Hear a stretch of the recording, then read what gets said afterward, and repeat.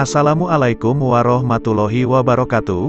Salam Rahayu, tanpa batas, buat sahabat Banyu Wiguna terkasih, dimanapun berada, baik yang ada di Jawa, luar Jawa, di Nusantara, Malaysia, dan dimanapun berada. Semoga Anda kita semua dalam keadaan rahayu tan kena owah.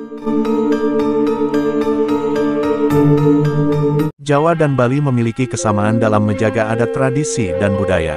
Sebagian masyarakat Jawa sampai hari ini masih menjaga dan meyakini percaya dengan kitab Primbon Jawa sebagai kitab rujukan untuk mengintip watak karir jodoh dan mengintip kesuksesan, kejayaan, dan kesialan. Tentu dalam kitab Primbon Jawa menjelaskan tentang weton atau paweton, atau hari kelahiran seseorang yang bisa diintip dengan menghitung dari jumlah hari dan pasaran bulan dan tahun seseorang terlahir. Bisa dibaca masa depannya. Nah, di video yang super singkat ini, Banyu Wiguna sedikit membedah weton atau seseorang yang terlahir memiliki kesaktian secara alami. Weton yang terlahir sudah memiliki bakat tertentu dengan ilmu tertentu tanpa disadari oleh para pemiliknya. Nah, di video yang super singkat ini, Banyu Wiguna sedikit membedah tanda-tanda atau ciri-ciri seseorang yang memiliki ilmu dan bakat spiritual maupun metafisika secara alami. Namun sebelum Banyu Wiguna membedah satu persatu tanda ciri-ciri seseorang yang memiliki bakat tertentu, kelebihan tertentu yang secara alami, silahkan simak videonya, jangan di-skip agar mudah dipahami.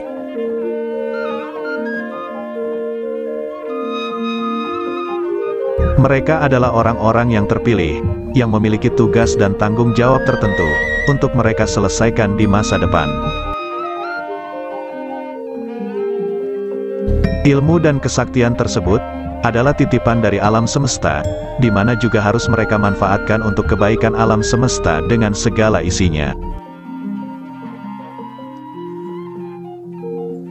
Kesaktian dan ilmu yang mereka miliki, baik yang bersifat gaib ataupun non-gaib, erat hubungannya dengan garis keturunan serta sifat dan perilaku spiritual mereka.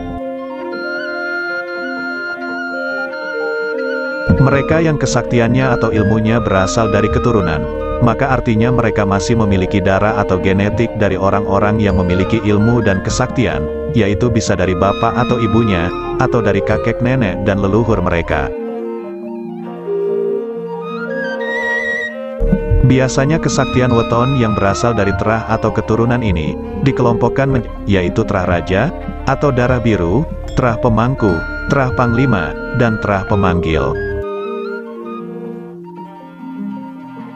Terah raja, berarti masih memiliki darah bangsawan. Weton yang berasal dari terah ini, biasanya akan mewarisi kesaktian ataupun keilmuan dalam bidang ketatanegaraan, atau pemerintahan. Dalam darah mereka mengalir suatu bakat dan kepiawaian dalam memimpin atau mengatur suatu organisasi. Kewibawaan dan karisma yang besar juga selalu menyertainya. Kesaktian dalam hal-hal spiritual, pada umumnya juga akan mereka warisi, karena sebagaimana kita tahu, seorang raja pastilah memiliki suatu ilmu leluhur yang akan diturunkan lintas generasi. Kemudian selanjutnya adalah terah pemangku. Weton yang masih satu garis dari terah pemangku ini, biasanya akan memiliki bakat kesaktian dan ilmu dalam hal kebijaksanaan, olah batin, dan olah laku kehidupan. Leluhur dari weton ini, biasanya adalah orang yang dekat dengan raja, atau pemimpin besar. Mereka memiliki tugas dan tanggung jawab untuk membantu raja atau pemimpin dalam menjalankan pemerintahan, seperti penasihat raja, menteri, pemuka agama, dan sebagainya. Terah panglima, leluhur weton dari terah ini, erat kaitannya dengan orang-orang yang bersifat ksatria, memiliki jiwa pendekar, dan pembela kebenaran. Kemudian yang terakhir adalah terah pemanggil. Weton yang masih satu terah dengan kategori pemanggil ini, memiliki leluhur yang erat kaitannya dengan para praktisi ilmu metafisika, seperti dukun, saman, dan lain sebagainya. Weton yang berbakat jadi orang sakti dan berilmu tinggi ini, dapat diketahui dari tanda-tanda atau ciri-ciri fisik ataupun non-fisik, dan tanda atau ciri ini, dapat diketahui semenjak mereka masih kecil.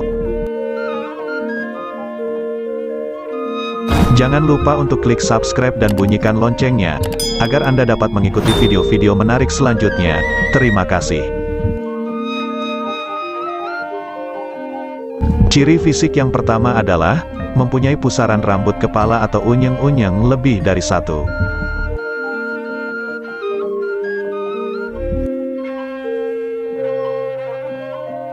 Mereka yang terlahir demikian, juga sering diidentikan dengan anak yang nakal atau bandel.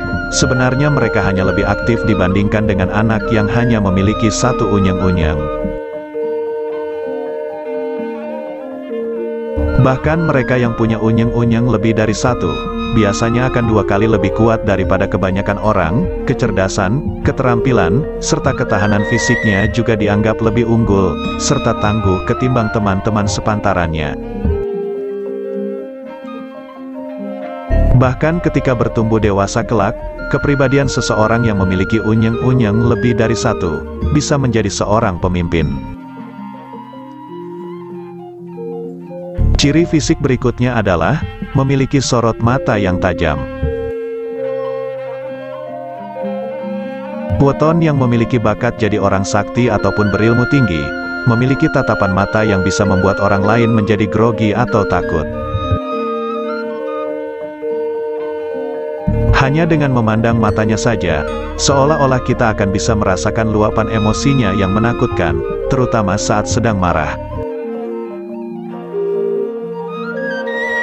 Tatapan matanya seakan bisa mengetahui semua hal yang sedang kita sembunyikan, sehingga akan sulit untuk berbohong kepadanya. Ciri fisik berikutnya adalah, memiliki tanda di kulit yang menyerupai sisik ular. Tentunya, hal ini bukanlah suatu penyakit pada kulit, melainkan memang tanda atau ciri yang dimiliki semenjak dari lahir. Ciri ini bisa berada di belakang lengan, punggung, atau juga di pangkal paha. Dan ampuhnya lagi, sisik tersebut akan mengeluarkan sinar pada malam-malam sakral tertentu. Ciri fisik lainnya dapat dilihat pada kuku-kuku jari tangan dan kakinya.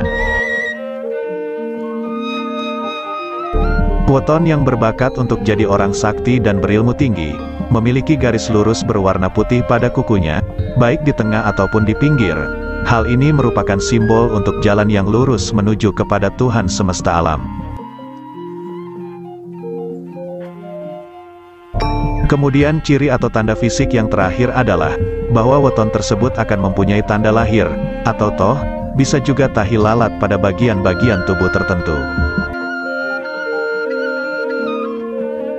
Misalnya jika memiliki toh pada dada di sebelah kiri, maka arti atau maknanya adalah, weton atau orang tersebut memiliki wadah spiritual dan keberuntungan yang besar.